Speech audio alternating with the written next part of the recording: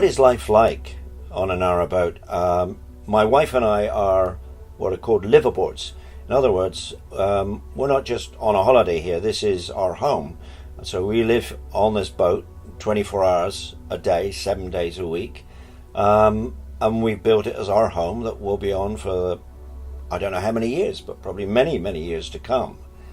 And really the big shift, I think, from living on land in a rented or boat accommodation is that you really have to learn to be self-sufficient.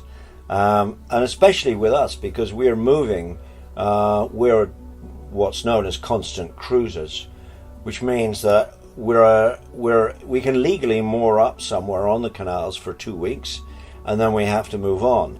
But to get that experience and to have that freedom, you have to learn to be self-sufficient. Part of daily life is every day clearing out, getting your rubbish out if you're creating a lot, or every couple of days. Keeping the place really tidy, because as you can see, this is a small tube that we live in, and boy does it fill up fast. So you think about, what new things you buy, where you put things, you keep things tidy. Everything must have its place.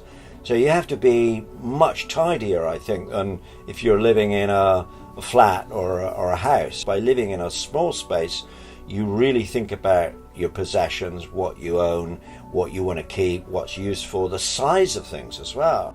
On a daily basis, what you have to do is you have to charge your batteries every day. We do that normally in the morning and in the evening as well. And by doing that, you do two things. You charge up your domestic batteries, which are in the stern hold, and that gives you electric light. Electricity for our 12-volt fridge, electricity so we can charge up our electronic devices. And the other thing it does, it heats the water, so you have hot water. So although it's in some ways very basic, the narrowboats are designed to be self-sufficient, integrated floating homes. But what that means is that you have to make sure, you have to check things. You have to check how much water you've got in your water tank, because we have a 150-gallon tank. Well, if we have lots of baths, because we do have a bath or shower, you're going to use that up pretty quickly. So you have to really monitor your resources, and you value things a lot more. We take so much for granted as consumers. We just think, I don't care, I'll just leave the lights on, or I'll have more water, or I'll have 3 baths and not just one, or whatever you want to do. Or you fill the bath really, really high and you don't think about it. But here you value everything. Water, above all, is so precious. We live on a water planet, and we're polluting it all the time. And I think about water and I think, wow, it's this magical element. We're 75% water. I live on water. I really want to look after it. I don't want to chuck rubbish in the canal. So that's very important. And really being self-sufficient like this and looking after your resources, your coal and your diesel and your water and your electricity, you might think, I just want an easy life. But the downside of an easy life is that it makes you lazy, makes you passive. And I think what it does for me, it makes me feel more alive, because I have to go and find water. I have to work out what the next water point is. I have to go and find that rubbish bin to put our rubbish in. I cannot take things for granted. I can't just switch off and say, I'm just going to not worry about it.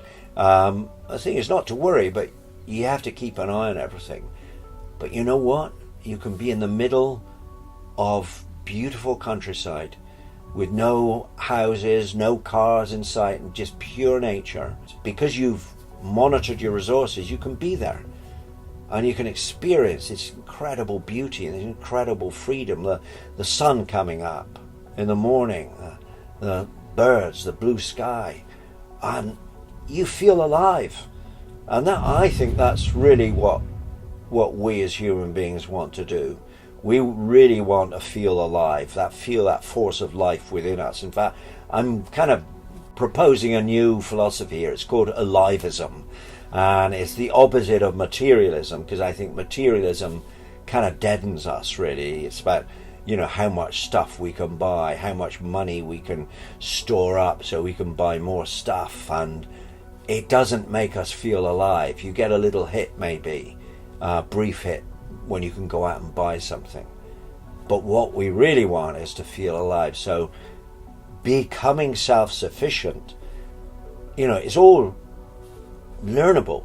You can do it step by step, but the payoff is huge, and I don't regret it, not for one moment. I feel more alive.